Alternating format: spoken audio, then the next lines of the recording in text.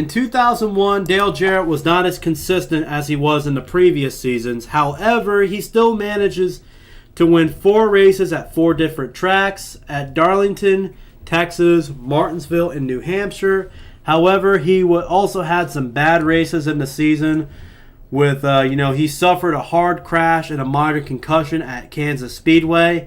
He even claimed one time he does not remember being in that race. And also, this would be the last, originally going to be the last season for his prize crew chief, Todd Parrott. And a guy named Jimmy Elledge would take over him in the next season. However, this was to change. So let's go talk about the next season, 2002. In 2002, Dale Jarrett struggled early in the season. In the first 7 races of the season, Dale Jarrett only had 1 top 10, which was at Las Vegas. And during the 7th race of the season, Dale Jarrett and Todd Parrott reunited. And he was able to rebound by winning 2 races at Pocono in Michigan, having 10 top 5s and 18 top 10s. However, his top 5 streak was ended. By the end of the season, he finished 9th in points. After in the previous 6 years, he finished no worse than 5th in points, basically the top 5. This would also mark the beginning of the end for Dale Jarrett, as this would be his last season that he was really competitive throughout the year, and the last season where he finished the top 10 in points. So let's go on to his downfall, which was 2003. However, 2003 started well for Dale Jarrett. He finished 10th at Daytona, and he also got a win at Rockingham after battling with Kurt Busch. However, that will be as good as it gets for Dale Jarrett. As for the rest of the year, he would not finish in the top 5 again. Throughout the year, Dale Jarrett only had 5 more top 10s throughout the rest of the year after winning Rockingham. And at the end of the season, he would finish 26th in points. In 2004, Dale Jarrett was slightly better than way better than he was in 2003. His best finish in 2004 was 2nd at Indianapolis, but he had 6 top 5s and 14 top 10s, and by the end of the season, he finished 15th in points. So, 2004, he kind of rebounded from the struggling that he had in 2003, but he would not be a championship contender like he was before. So let's go on to the next season in his career, which of course will be 2005, and his final win in the Cup Series. In 2005, Dale Jarrett got his final Cup win at Talladega, where at the second Talladega race, after battling with some drivers, it would have been his 32nd win.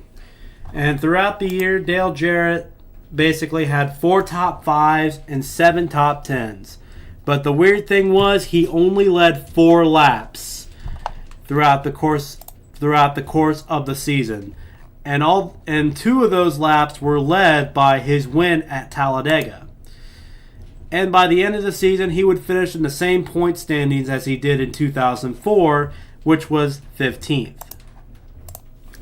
2006 marked the final year for Dale Jarrett, driving the 88 car, also driving for Robert Yates Racing, and driving a Ford. He would finish in the top 10 4 times throughout the year, with his best being his only top 5 at Kansas, where he finished 4th. And by the end of the season, it would be announced that Dale Jarrett would drive for the new Michael Waltrip Racing, driving the number 44 car. This would also, after his 4th place finish at Kansas, Dale Jarrett will never finish in the top 10 in a Cup event ever again. And at the end of the season, Dale Jarrett finished 23rd in points. In 2007, Dale Jarrett switched from a Ford to a Toyota, driving for Michael Waltrip Racing. Throughout the year, however, this would technically be his worst year of his career. Throughout the year, Dale Jarrett had 12 DNQs, or 12 did not qualifies. And he did not lead any laps, and he basically did not have 0 top 10s throughout the year. His best finish in 2007 was a 17th place finish at the final race of the season at Homestead. And by the end of the season, Dale Jarrett finished very low 41st in points. And by the next season, it was announced that Dale Jarrett would retire after the All-Star race in 2008. And so let's talk about the ending of his career, which would be next year.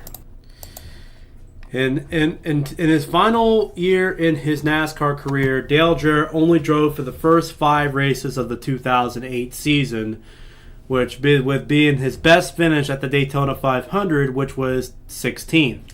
His final race overall was at Charlotte for the All-Star event, and at the All-Star event, Dale Jarrett finished 21st. However, after his retirement in the All-Star race, Dale Jarrett still remains active in the NASCAR community and becomes a commentator for ESPN. As of today, Dale Jarrett still remains active in the NASCAR community. He is now one of the hosts for a pre- and post-race shows for NBC.